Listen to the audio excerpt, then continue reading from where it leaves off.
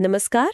आज हम भारत के सबसे बड़े और शायद सबसे चर्चित tax reform goods and services tax यानी जीएसटी की दुनिया में उतर रहे हैं। हाँ, हमारे पास कुछ बहुत ही दिलचस्प स्टडी मटेरियल्स हैं जो जीएसटी की पूरी कहानी को बयान करते हैं। 2017 में इसकी हंगामेदार शुरुआत से लेकर हाल ही में सितंबर 2025 में हुए उन बड़े बदलावों तक जिन्हें जीएसटी 2.0 कहा जा रहा है। बिल्कुल। और ये चर्चा सिर्फ फैक्ट्स को दोहराने के लिए नहीं है, खासकर उन लोगों के लिए जो कॉम्पिटिटिव एग्जाम्स की तैयारी कर रहे हैं। सही है। हमारा मकसद है जीएसटी के पीछे की सोच, इसके कोर कॉन्सेप्ट्स और इसके विकास की कहानी को समझना। हाँ, मतलब ये सिस्टम काम कैसे करता है, इसे बार बार बदलना क्यों पड़ा और इन बदलावों का असल में मतलब क्या है। एग्जैक्टली। तो चलिए इसकी एक एक परत को खोलकर समझते हैं। शुरुआत सबसे बुनियादी सवाल से करते हैं। जब 2017 में जीएसटी आया तो कहा गया वन नेशन वन टैक्स। हाँ, बहुत बड़ा नारा था ये। लेकिन ये सिर्फ एक नारा था या इसने वाकई में कुछ बदला? ये जीएसटी आखिर है क्या और इसकी जरूरत ही क्यों पड़ी? ये बहुत अच्छा सवाल है। देखिए, जीएसटी से पहले भारत में इनडायरेक्ट टैक्सेस का एक जाल सा था। हाँ, बहुत सारे थे। केंद्र सरकार लगाती थी एक्साइज ड्यूटी, सर्विस टैक्स, राज्य सरकारें लगाती थी VAT, entry tax, luxury tax, मतलब कुल मिलाकर 17 अलग अलग तरह के टैक्स थे। सही में 17? हाँ, और इसकी सबसे बड़ी समस्या थी कैस्केडिंग इफेक्ट। अच्छा, कैस्केडिंग इफेक्ट यानी टैक्स पर टैक्स लगना। बिल्कुल। मतलब एक फैक्ट्री में सामान बना, उस पर एक्साइज ड्यूटी लगी, फिर वो बिका तो उस कीमत पर जिसमें एक्साइज ड्यूटी पहले से जुड़ी है उस पर वैट लग गया। हाँ, तो ग्राहक असल में टैक्स पर भी टैक्स दे रहा था। एकदम सही। जीएसटी ने इन सभी 17 टैक्स को खत्म करके एक सिंगल टैक्स बना दिया। ओके। और इसका कोर प्रिंसिपल है कि ये एक डेस्टिनेशन बेस्ड कंजम्पशन टैक्स होता है। अच्छा। वहां नहीं जहां वो बनता है। हाँ। और टैक्स पर टैक्स की समस्या को इसने इनपुट टैक्स क्रेडिट यानी आईटीसी के जरिए हल किया। जो इस पूरे सिस्टम की एक तरह से रीढ़ की हड्डी है। करेक्ट। आईटीसी पर हम विस्तार से बात करेंगे क्योंकि वो समझना बहुत जरूरी है। लेकिन पहले इस सफर को देखते हैं। ये सिस्टम 2017 से 2025 तक कैसे बदला? ये जीएसटी 2.0 तक पहुंचने की नौबत ही क्यों आई? देखिए, ये सफर असल में समस्याओं को सुलझाने का सफर रहा है। अच्छा। इसे हम 3 फेजेस में देख सकते हैं। ओके। पहला फेज था इसकी नींव रखना और इसको लागू करना। और वो नींव ही रखने में 17 साल लग गए। मटेरियल्स के मुताबिक 2000 में इसकी बात शुरू हुई थी। बिल्कुल। हाँ, लेकिन इसे लागू करने में सबसे बड़ी चुनौती थी राज्यों और केंद्र के बीच टैक्स अधिकारों को लेकर सहमति बनाना। हाँ, वो सबसे बड़ा मुद्दा था। इसके लिए 2016 में संविधान में 101वां संशोधन करना पड़ा, जो अपने आप में एक बहुत बड़ी बात थी। बिल्कुल। और 1 जुलाई 2017 को जब ये लागू हुआ तो एक 4 टियर रेट स्ट्रक्चर था। अच्छा, वो 5%, 12%, 18% और 28% वाला। जी। ये स्ट्रक्चर उस वक्त की जरूरत थी ताकि पुरानी व्यवस्था से नई व्यवस्था में आते वक्त सरकार के रेवेन्यू का ज्यादा नुकसान ना हो। लेकिन इसने क्लासिफिकेशन की एक नई समस्या खड़ी कर दी। हाँ, वो पराठे और रोटी वाला मशहूर किस्सा। हाँ, वही। तो भाई, ये सिंप्लीफिकेशन इसलिए जरूरी है क्योंकि पुराने सिस्टम में अजीबोगरीब बहस होती थी। अच्छा। एक मशहूर केस था जिसमें ये तय हो रहा था कि फ्रोजन पराठे पर 5% टैक्स लगेगा या 18%। सीरियसली? हाँ, अथॉरिटी ने कहा कि रोटी तो खाने के लिए तैयार होती है, पर पराठे को पहले पकाना पड़ता है, इसलिए वो लग्जरी है और उस पर 18% लगेगा। कमाल है। तो जीएसटी 2.0 ऐसी ही क्लासिफिकेशन के सिरदर्द को खत्म करने की कोशिश है। तो फेज 1 था लागू करना, और फिर आया फेज 2 जो पूरी तरह से डिजिटलाइजेशन का था। हाँ, 2018 से 2024 तक का दौर। अप्रैल 2018 में ई वे बिल आया ताकि माल की आवाजाही को ट्रैक किया जा सके। बिल्कुल, और टैक्स चोरी रोकी जा सके। फिर अक्टूबर 2020 में ई इनवॉइसिंग की शुरुआत हुई, जो एक आप कह सकते हैं गेम चेंजर साबित हुआ। ओके। और इसी दौर में अक्टूबर 2023 में ऑनलाइन मनी गेमिंग, कसिनोज और हॉर्स रेसिंग जैसी चीजों पर फ्लैट 28% जीएसटी लगाया गया। हाँ, जो काफी विवादास्पद भी रहा था। बहुत। और इन सब अनुभवों और समस्याओं के बाद आखिरकार सितंबर 2025 में 56 जीएसटी काउंसिल मीटिंग में जीएसटी 2.0 को मंजूरी दी गई। जी। तो 2017 से 2024 तक सिस्टम एक तरह से चलता रहा। फिर 2025 में ऐसा क्या हुआ कि पूरे स्ट्रक्चर को ही बदलने की जरूरत पड़ गई? ये नेक्स्ट जेन रिफॉर्म्स आखिर थे क्या? इसकी सबसे बड़ी वजह थी सिस्टम को सरल बनाना और मुकदमेबाजी कम करना। अच्छा। पुराने 4 स्ट्रक्चर की वजह से क्लासिफिकेशन को लेकर हजारों डिस्प्यूट्स चल रहे थे। अच्छा। तो 22 सितंबर 2025 से पुराने 5, 12, 18, 28 वाले स्ट्रक्चर को हटाकर एक नया सिंप्लीफाइड 3 टियर स्ट्रक्चर लाया गया। चलिए इस नए स्ट्रक्चर को थोड़ा और गहराई से समझते हैं। ये नया 5-18-40 मॉडल क्या है? सबसे पहले बात करते हैं 5% के मेरिट रेट की। देखिए, मेरिट रेट में रोजमर्रा की जरूरी चीजें रखी गई हैं, जैसे टूथपेस्ट, साबुन, पैकेज्ड फूड और ज्यादातर दवाइयाँ। ओके। यहाँ दिलचस्प बात यह है कि इनमें से कई चीजें पहले 12% या 18% स्लैब में थीं। अच्छा, तो उन्हें सस्ता किया गया। हाँ, उन्हें 5% में लाकर आम आदमी के लिए एक तरह से कॉस्ट ऑफ लिविंग को कम करने की कोशिश की गई है। 5% का मेरिट रेट सुनने में तो अच्छा लगता है, लेकिन क्या इससे ये तय करने में एक नया कंफ्यूजन नहीं पैदा होगा कि कौन सी चीज जरूरी है और कौन सी नहीं? क्या हम क्लासिफिकेशन विवादों से बचते बचते एक नए विवाद में नहीं फंस जाएंगे? ये एक बहुत वैलिड पॉइंट है और इसका जवाब जीएसटी काउंसिल ने ये दिया है कि लिस्ट को बहुत केयरफुली और स्पेसिफिकली डिफाइन किया गया है। अच्छा। ताकि एम्बिग्विटी की गुंजाइश कम से कम हो। अब आते हैं दूसरे रेट पर, जो है 18% का स्टैंडर्ड रेट। और इसमें तो सबसे बड़ा बदलाव हुआ है। हमारे नोट्स बताते हैं कि जो चीजें पहले 28% के सबसे ऊंचे स्लैब में थी, जैसे TVs, ACs, washing machine, cement, छोटी गाड़ियां, हाँ, और छोटी गाड़ियां, उन्हें अब 18% पर लाया गया है। ये तो एक बहुत बड़ा टैक्स कट है। हाँ, और ये सिर्फ इन चीजों को सस्ता करने के लिए नहीं है, ये इकोनॉमी में डिमांड पैदा करने की एक सोची समझी रणनीति है। ओके, कैसे? जब लोग ये ड्यूरेबल गुड्स खरीदते हैं तो सिर्फ एक कंपनी को फायदा नहीं होता, बल्कि steel, electronics, logistics, component manufacturing जैसे कई सेक्टर्स को काम मिलता है, जिससे रोजगार बढ़ता है। बिल्कुल, ये मैन्युफैक्चरिंग सेक्टर को एक बड़ा बूस्ट देने वाला कदम है। और तीसरा स्लैब है 40% का, जिसे डीमेरिट रेट कहा गया है। ये नाम थोड़ा अजीब है, इसका मतलब क्या है? डीमेरिट उन चीजों को कहते हैं जिनका समाज पर नकारात्मक असर पड़ सकता है, जैसे टोबैको, पान मसाला या एरेटेड ड्रिंक्स। सरकार ज्यादा टैक्स लगाकर इनके कंजम्पशन को डिस्करेज करना चाहती है। आई सी। साथ ही सुपर लग्जरी आइटम्स जैसे 1500 सीसी से बड़ी गाड़ियां पर ज्यादा टैक्स लगाना प्रोग्रेसिव टैक्सेशन के सिद्धांत पर आधारित है की जगह लेता है। ये 3 टियर स्ट्रक्चर सुनने में तो सरल लगता है, लेकिन 18% से सीधे 40% का जंप बहुत बड़ा है। हाँ, है तो। क्या इससे कुछ चीजें जरूरत से ज्यादा महंगी नहीं हो जाएंगी? और क्या इससे टैक्स चोरी को बढ़ावा नहीं मिलेगा, खासकर 40% वाले स्लैब में? आपका डर जायज है।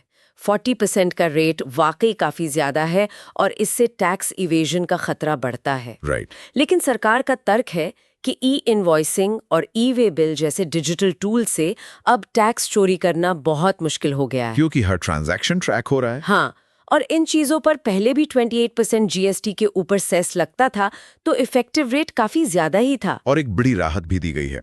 लाइफ और हेल्थ इंश्योरेंस प्रीमियम्स को जीएसटी से पूरी तरह से एग्जेम्प्ट कर दिया गया है।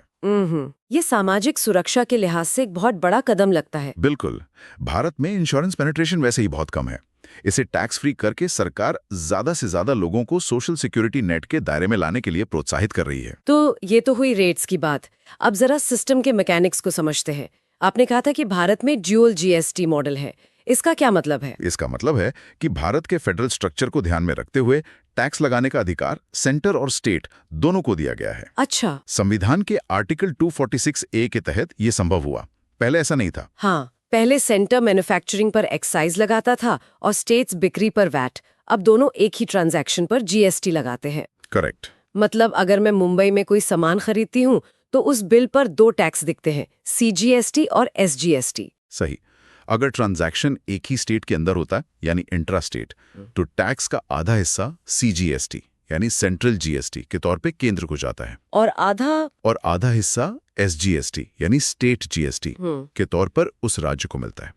रेवेन्यू बराबर बढ़ जाता है। और अगर मैं मुंबई से कोई सामान दिल्ली मंगवाती हूँ तब वो तो इंटरस्टेट ट्रांजैक्शन हो गया ना? उस केस में आईजीएसटी यानी इंटीग्रेटेड जीएसटी लगता है। ओके। इसे सेंटर कलेक्ट करता है और बाद में डेस्टिनेशन प्रिंसिपल के आधार पर रेवेन्यू का आधा हिस्सा कंज्यूमिंग स्टेट यानी दिल्ली को दे देता है। ये दिलचस्प है। तो इतने बड़े फैसले जैसे रेट्स बदलना या रेवेन्यू बांटने के नियम तय करना, आखिर लेता कौन है? यहाँ पर जीएसटी काउंसिल की भूमिका आती है ना? बिल्कुल। जीएसटी काउंसिल इस पूरे सिस्टम का सबसे शक्तिशाली निकाय है। इसकी अध्यक्ष देश की वित्त मंत्री होती हैं। हाँ, और सभी राज्यों और केंद्र शासित प्रदेशों के वित्त मंत्री इसके सदस्य होते हैं। किसी भी फैसले के लिए 75% यानी 3/4 मेजॉरिटी की जरूरत होती है। और इसका वोटिंग स्ट्रक्चर भी बड़ा यूनिक है। सेंटर के वोट का वेट 13 है और सभी राज्यों का मिलाकर 23। करेक्ट। इसका मतलब कोई भी फैसला ना तो केंद्र अकेले ले सकता है, ना ही सारे राज्य मिलकर केंद्र की मर्जी के बिना। हाँ, सबको साथ आना ही पड़ता है। एक तरह से कोऑपरेटिव फेडरलिज्म का बेहतरीन उदाहरण है। बिल्कुल। 2025 का रिफॉर्म भी इसी कंसेंसस से पास हुआ, क्योंकि 40% डीमेरिट रेट लगाने से राज्यों को रेवेन्यू लॉस की चिंता नहीं रही। राइट। और 28% स्लैब की चीजों को 18% में लाने से केंद्र का ग्रोथ का एजेंडा भी पूरा हुआ। अब आते हैं जीएसटी के दिल पर, इनपुट टैक्स क्रेडिट या आईटीसी। हमने शुरू में इसका जिक्र किया था। चलिए इसे एक उदाहरण से समझते हैं कि ये काम कैसे करता है। जरूर। इसका सिद्धांत है कि आप सिर्फ वैल्यू एडिशन पर टैक्स देंगे। ओके। मान लीजिए कार बनाने वाली कंपनी है, उसने 5 लाख रुपए का स्टील खरीदा और उस पर 18% के हिसाब से 90,000 रुपए जीएसटी दिया। ठीक है, तो ये उसका इनपुट टैक्स हो गया। हाँ, अब उस कंपनी ने स्टील और दूसरे पार्ट्स का इस्तेमाल करके एक कार बनाई और उसे एक डीलर को 8 लाख रुपए में बेचा। ओके। 8 लाख रुपए पर 18% के हिसाब से आउटपुट टैक्स बनता है 1,44,000। तो अब कंपनी सरकार को 1,44,000 रुपए जमा करेगी? नहीं, यहीं पर आईटीसी का जादू काम करता है। अच्छा। कंपनी सरकार को कहेगी कि मैं 1,44,000 के आउटपुट टैक्स में से वो 90,000 काट रही हूं जो मैंने स्टील पर ऑलरेडी पे कर चुकी हूं। ओके। तो वो सिर्फ बचा हुआ अमाउंट यानी 54,000 रुपए ही कैश में जमा करेगी। अच्छा, तो उसने टैक्स सिर्फ उस वैल्यू पर दिया जो उसने ऐड की, यानी 3 लाख रुपए पर। करेक्ट। इसका मतलब है कि टैक्स का बोझ कंज्यूमर तक पहुंचने से पहले हर स्टेज पर सेट ऑफ हो जाता है। प्रिसाइसली। टैक्स पर टैक्स नहीं लगता, लेकिन ये क्रेडिट क्लेम करने की कुछ शर्तें भी हैं जो सेक्शन 16 में दी गई हैं, और वो बहुत सख्त है। हाँ, सोर्सेज में 5 मुख्य शर्तें बताई गई हैं। 1, आपके पास वैलिड टैक्स इनवॉइस होना चाहिए। 2, आपको गुड्स या सर्विसेज मिल चुके हों। 3, आपके सप्लायर ने सरकार को टैक्स चुका दिया हो। 4, आपने अपना रिटर्न यानी GSTR 3B फाइल किया हो। और 5वीं शर्त सबसे अहम है। हाँ, 5वीं शर्त ने पूरे सिस्टम में ट्रांसपेरेंसी ला दी है। वो ये है कि आप आईटीसी सिर्फ उतना ही क्लेम कर सकते हैं जितना आपके GSTR 2B फॉर्म में दिख रहा है। मतलब ये एक तरह का डिजिटल पेपर ट्रेल है। सही। सेलर अपने GSTR 1 रिटर्न में बताता है मैंने इन्हें ये माल बेचा। बायर के GSTR 2B में वो ऑटोमेटिकली दिखने लगता है आपको इनसे ये माल मिला है। और जब तक ये दोनों साइड मैच नहीं होते, सिस्टम क्रेडिट पास नहीं होने देता। बिल्कुल। इससे फर्जी इनवॉइसेस पर लगाम लगी है। ये लिंकेज बहुत क्रूशल है। अगर सप्लायर ने अपनी GSTR 1 फाइल नहीं की तो बायर को क्रेडिट नहीं मिलेगा, चाहे उसने पेमेंट कर भी दिया हो। हाँ, इसने पूरी सप्लाई चेन को कंप्लायंट होने पर मजबूर कर दिया है। अब ये समझते हैं कि GST में हर किसी को रजिस्टर करना होता है या इसकी कोई लिमिट है? इसके लिए टर्नओवर लिमिट्स हैं। अगर कोई सिर्फ सर्विसेज देता है तो उसके लिए ये लिमिट 20 लाख रुपए सालाना है। और गुड्स वालों के लिए? और अगर कोई माल बेचता है तो उसके लिए ये लिमिट 40 लाख है।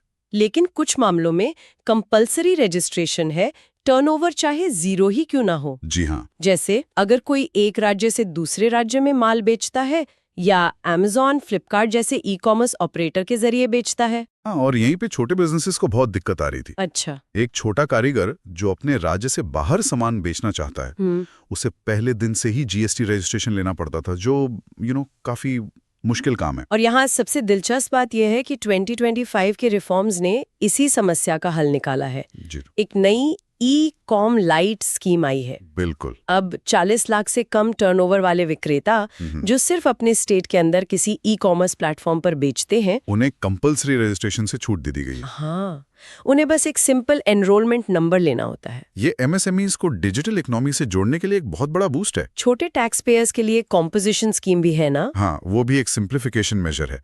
इसमें 1.5 करोड़ तक के टर्नओवर वाले छोटे व्यापारी एक फिक्स्ड रेट जैसे 1% पर टैक्स दे सकते हैं। अच्छा। उन्हें हर महीने रिटर्न भरने की जरूरत नहीं, टैक्स क्वार्टरली भरना है और रिटर्न साल में एक बार। लेकिन इसकी 2 बड़ी शर्तें हैं। हाँ, एक तो वे आईटीसी क्लेम नहीं कर सकते और दूसरा वे इंटरस्टेट सप्लाई नहीं कर सकते।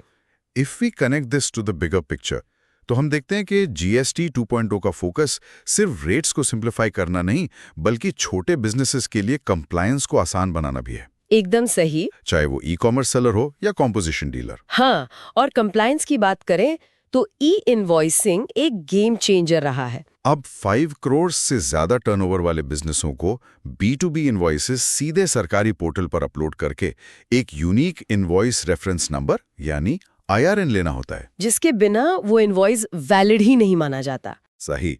और इसमें भी 2025 से एक नया नियम जुड़ गया है।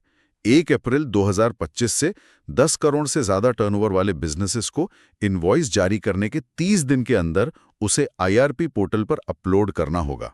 और अगर देरी हुई तो पोर्टल उसे रिजेक्ट कर देगा और वो इनवॉइस बेकार हो जाएगा। ये रियल टाइम कंप्लायंस को और मजबूत करेगा। तो कुल मिलाकर आज की हमारी चर्चा का सार ये है कि जीएसटी सिस्टम एक लगातार विकसित होता हुआ सिस्टम है। बिल्कुल। 2017 में जब ये शुरू हुआ तो इसकी अपनी समस्याएं थीं, जिन्हें धीरे धीरे डिजिटल टूल्स और पॉलिसी रिफॉर्म्स के जरिए ठीक किया गया। बिल्कुल। और 2025 के जीएसटी 2.0 सुधारों ने इसे काफी सरल और तर्कसंगत बना दिया है। 4 टियर स्ट्रक्चर की जगह अब 3 टियर यानी 5, 18, 40% का स्ट्रक्चर है। हाँ, लाइफ हेल्थ इंश्योरेंस पर टैक्स खत्म करना एक बड़ा सोशल वेलफेयर कदम है और ई-कॉम लाइट जैसी स्कीम्स छोटे बिजनेसेस को आगे बढ़ने में मदद कर रही हैं। बिल्कुल। हमने ड्यूअल जीएसटी मॉडल के पीछे की वजह, जीएसटी काउंसिल की भूमिका और आईटीसी के काम करने के तरीके को भी समझा, जो किसी भी एग्जाम के नजरिए से बहुत जरूरी है। साफ है कि अब डिजिटल कंप्लायंस बिजनेस करने का एक अभिन्न अंग बन गया है। This raises an important question for the future. GST ने अब तक काफी लंबा सफर तय कर लिया है, लेकिन अभी भी एक बहुत बड़ा और विवादास्पद एरिया है जो इसके दायरे से बाहर है। हाँ, तो आज की चर्चा के बाद एक सवाल हम अपने लिसनर्स के लिए छोड़ जाते हैं। जरूर। हमारे सोर्सेज के आखिर में लिखा है कि जीएसटी काउंसिल का अगला बड़ा एजेंडा पेट्रोल, डीजल और रियल एस्टेट को जीएसटी के दायरे में लाना हो सकता है।